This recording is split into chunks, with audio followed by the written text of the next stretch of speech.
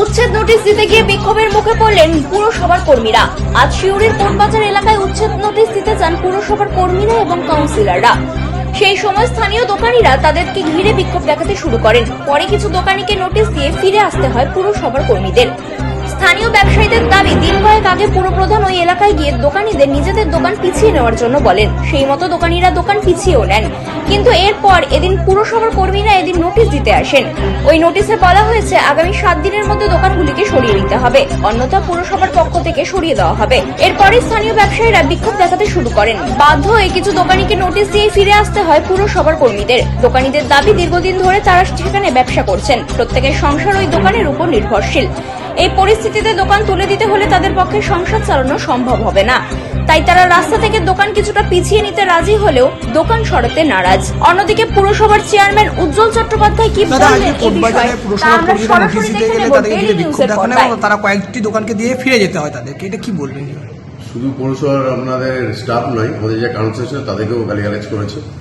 এই বিষয়ে আমি আমাদের যে প্রশাসনের সর্বোচ্চ কর্তা আমাদের ডিএম সাহেব আছে, আমার সঙ্গে অ্যাপয়েন্টমেন্ট হয়েছে, বিকালে যাচ্ছি, জানাচ্ছি যারা করেছে। আমাকে তথ্য এসছে আমার মোবাইলে, দেখি প্রশাসন স্টেপ নিচ্ছে। এসে সবাইকে এক ধার থেকে সবাইকে নোটিশ দিচ্ছিল। আমরা সবাই গেলাম, এটা কিসের নোটিশ? দেখলাম নর্দমার আর তোমার ফুটপাথ দখল যারা করেছে তাদেরকে উঠতে বলছে। আমরা জিজ্ঞেস করলাম কিসের জন্য এটা উঠবো, কেন আমাদেরকে তো চেয়ারম্যান আমাদেরকে একটা মাপ দিয়ে গেল। আজকে 4-5 দিন আগে একটা মাপ দিয়ে গেছিলো, আমাদেরকে বলে গেল যে এই মাপে সব দোকানদার যেন থাকে। আমরা কিন্তু সব নিজের দোকানদার সবাই নিজে কিন্তু ভেঙে দিল দোকান। আজকে হঠাৎ করে বলছে যে 7 দিনের মধ্যে দোকান খালি করতে হবে। সবারই দোকানে এত মাল আছে, সবাই যদি দোকান উঠিয়ে দেয় তাহলে আমরা খাবো কি? একটা দোকানে মিনিমাম 5-6 পেট চলে, তাহলে এত দোকানদার যদি দোকানগুলো উঠিয়ে দেয় তাহলে মিনিমাম কত লোকের পেট মরছে? সবারই বাড়িতে একটা ছোট ছেলে আছে, কেউ স্কুলে পড়াশোনা করে। আমরা চাইছি যে আমাদের এটা প্রতিবাদ হোক, যেন দোকান আমরা কেউ উঠাবো না। আমাদের যদি ছোট করতে বলে তাহলে আমরা কিন্তু ছোট করে পিছিয়ে নেবো। যদি আমাদেরকে বলে যে এটা তোমাদের অসুবিধা হচ্ছে, তোমরা এটা করো, আমরা করে দেবো, যা বলে দোকান উঠাবো না। এবার আমাদের কাউরি যদি 5 ফুট আছে, 6 ফুট আছে, একটা ওনার নির্দিষ্ট মাপ দিয়ে দেখ যে একটা দোকান 4 ফুট থাকবে বা 5 ফুট থাকবে, ওরা বলুক। আমরা আমার বাড়িতে চলুন, আমার বাড়িতে 3টে খানেওয়ালা, আমার বাবা প্যারালাইজ। এবার আমার সংসারে এই দোকান থেকে চলে, দিন মজুরি আমরা পাই 300 টাকা 400 টাকা, আমাদের বিচাকানা হয়, আমাদের তার বেশি বিচাকানা হয় না। ওতে আমরা কিন্তু গরিব, আমরা ওতে সংসার চালাইছি। আমরা চুরি চামারি না করে, নিতা ভাঙ না বিচে আমরা কিন্তু ব্যাগরাও বিচ্ছি না, কিছু করছি না। আমরা কিন্তু ইমানদারিতে এই 300 টাকা 400 টাকা 500 টাকা যা দোকানদারি হচ্ছে ওতে আমরা ঘর সংসার চালাইছি।